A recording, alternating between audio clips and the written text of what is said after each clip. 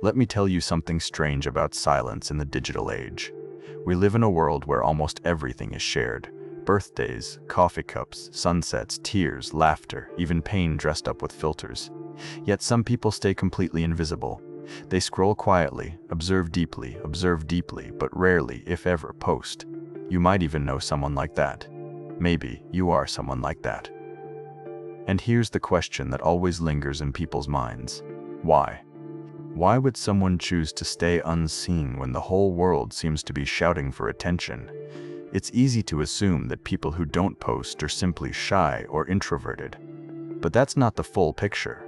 Beneath the surface, there's an entire psychology at play. One that speaks volumes about human nature, self-perception, and the quiet rebellion against a culture obsessed with visibility. See, for some people, silence is not emptiness, it's control. It's the power to choose what the world doesn't get to know. Because whether we admit it or not, social media has subtly reshaped how we define ourselves. It rewards display. It praises noise.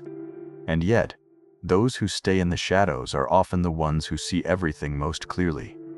They watch without needing to interrupt. They think before reacting. They analyze before judging. Psychologists have found something fascinating. People who refrain from posting frequently often score higher on traits like self-restraint, introspection, and emotional independence. They tend to be less influenced by social comparison and external validation. In other words, they aren't trying to prove who they are. They're trying to understand it. And in a world drowning in performances, that's rare. Because let's be honest, most of what we post is not just communication. It's identity crafting. It's an unconscious audition for belonging. Every caption, every photo, every status update says, "This is who I am." Do you approve? But when you stop posting, something shifts. You begin to detach your worth from digital applause. You stop thinking in captions. You start experiencing moments for yourself again, instead of for a lens. And that's the secret psychology behind many people who don't post. They crave authenticity in a space where everything feels staged. They don't hate social media. They just can't find themselves in it anymore. It's not about being anti-technology or anti-social. It's about refusing to reduce your life into highlights. Because when you've seen how easy it is to manipulate perception, you start valuing what can't be posted. Silence, depth, imperfection, truth. For some, the decision not to post comes after a kind of emotional burnout. Maybe they once did share everything, until one day it stopped feeling real. They realized that every time they shared something beautiful, they felt an invisible pressure to keep outdoing it. They weren't living anymore. They were performing. So they quit, quietly, no announcement, just a slow disappearance from the feed. But here's what's often misunderstood. Not posting doesn't mean not feeling. It doesn't mean they don't care. It often means they care too much. About presence, about meaning, about protecting what's sacred. There's a concept in psychology called psychological ownership. It's the feeling that something belongs deeply to you. A thought, a memory, an experience. And when you post it, that sense of ownership fades just a little. The moment becomes shared property, open to judgment, misinterpretation, even mockery. So people who don't post are often guarding their sense of ownership over life itself. They keep their moments untouchable, private, pure. And maybe that's not sadness or withdrawal. Maybe it's a quiet kind of freedom. Because think about it. When was the last time you did something meaningful and didn't feel the urge to share it? When was the last time you laughed, cried, or achieved something and didn't immediately think of posting it online? That reflex, that need to display, is not natural. It's conditioned. It's the product of a decade of likes, shares, and dopamine loops training our brains to equate validation with value. And when someone steps outside that system, it can feel like rebellion, but it's also healing. They start rediscovering the simplicity of doing things for themselves again. Cooking without photographing it, traveling without tagging it, feeling without explaining it. In that space, something awakens, a kind of self-awareness that doesn't need an audience. But not everyone who doesn't post is doing it from a place of peace. Some are driven by fear, the fear of judgment, rejection, or being misunderstood.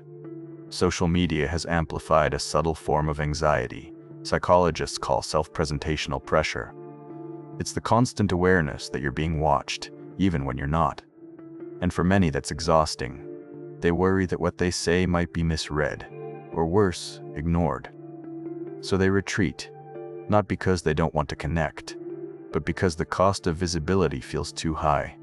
They want to be seen, but only truly, not superficially. And ironically, sometimes the quietest people online have the loudest thoughts in their minds. They're not absent. They're overflowing. They just choose stillness instead of spectacle. There's a deep philosophical undertone to that silence.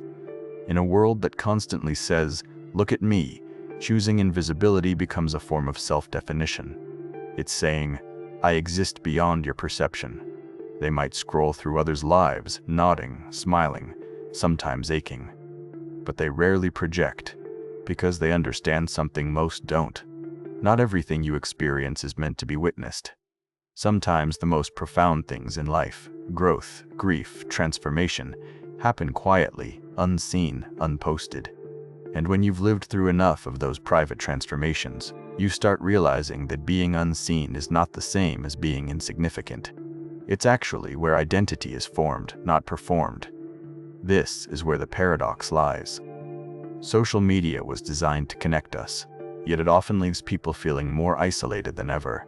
When you don't post, you stop chasing digital closeness and start rebuilding real ones.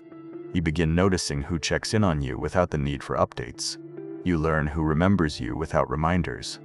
That kind of connection, raw, unbroadcasted, feels heavier, warmer, and infinitely more real. And the people who don't post, they live in that space. They build relationships that don't need proof. They find comfort in the unshared moment. And they let life unfold without turning it into content. Part of this is also about identity security. Knowing who you are, even when nobody's watching.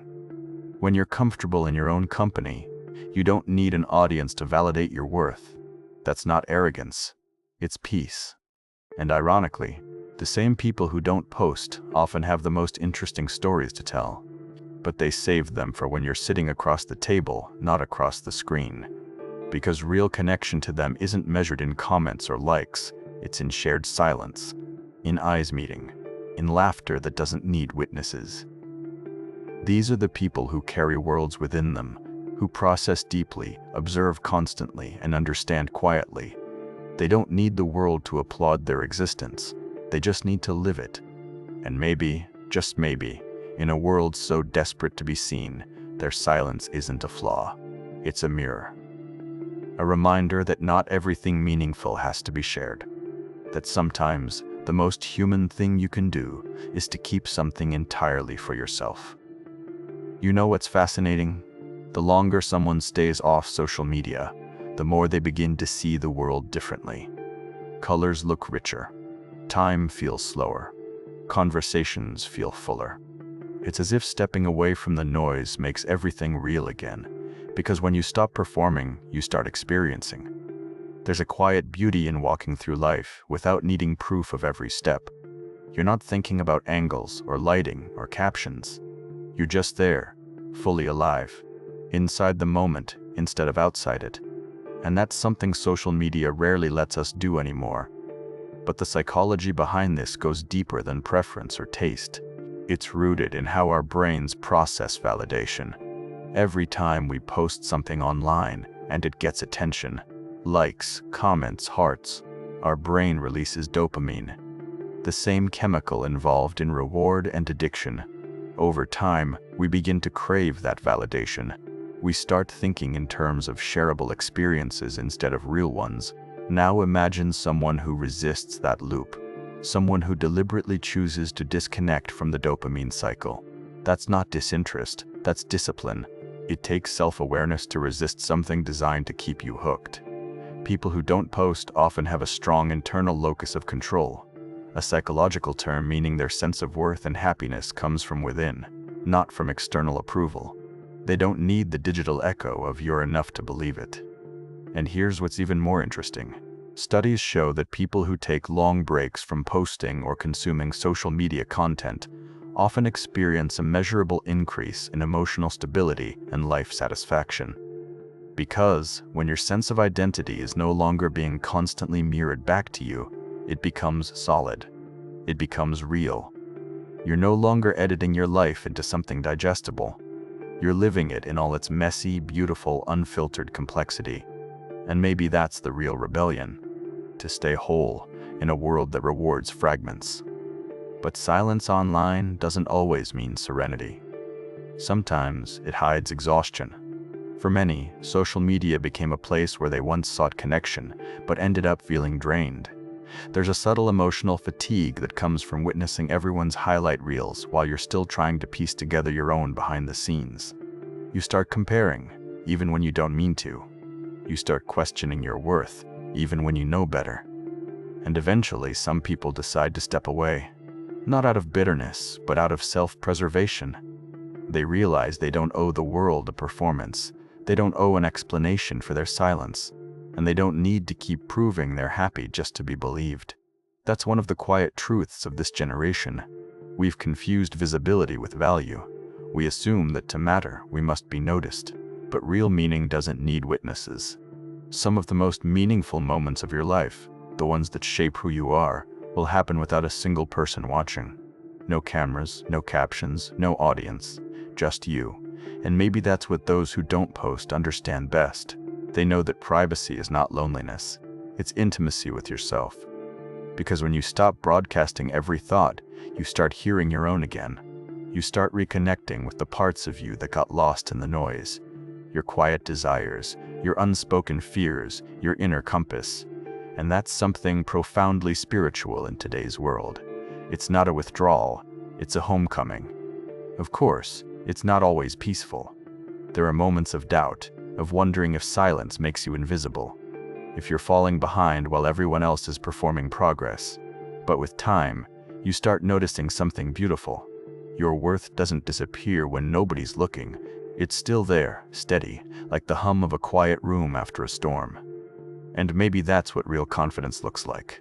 Not the loud declaration of self online, but the calm assurance of self offline. Some people say, if you didn't post it, did it even happen? But the truth is, things that shape you most rarely make it to the feed. Your growth, your heartbreaks, your private victories, your quiet acts of kindness, they live in memory, not media. And maybe that's enough. When psychologists talk about authentic self-expression, they emphasize congruence, the alignment between who you are inside and who you show to the world. But in the age of filters, that alignment is constantly distorted. You begin to live as a version of yourself, curated for approval. So when someone chooses not to post, it might be their way of staying congruent, of preserving that fragile truth between their inner and outer world. They don't need everyone to see what they're feeling to validate that it's real. They don't need to capture every sunset to remember how it felt. They live their life fully and quietly. And here's the paradox. Those who live quietly often feel life most intensely. They're not distracted by the performance of it. They absorb details others miss. The way light changes on a wall, the pause before someone speaks, the sound of distant laughter. They are present, and presence is the rarest currency in a world built on attention. But sometimes that very presence makes them misunderstood. People might label them as detached, mysterious, even cold. Yet if you look closer, their silence isn't emptiness. It's depth. It's the calm that comes from no longer needing to explain yourself to be understood. There's a quiet confidence that comes from not needing to be known by everyone, just understood by a few. And that's what the people who don't post understand best. They know that not every truth is meant for the crowd, that some parts of you deserve to remain untouched by algorithms and opinions. Because once something becomes public, it stops being purely yours. It belongs to interpretation, to judgment, to trend. And maybe some moments are too sacred for that. So the next time you notice someone who never posts, don't assume they're hiding. Maybe they're just living. Maybe they've found peace in the quiet corners of existence, the ones not lit by the blue glow of a screen. Maybe they're the ones who've remembered what the rest of us forgot, that being unseen doesn't mean being alone, that being quiet doesn't mean being empty, that sometimes the truest expression of who you are is silence. Because in the end, we're not meant to be performances, we're meant to be people. And the people who don't post, they remind us of that. Every quiet, unfiltered, beautifully invisible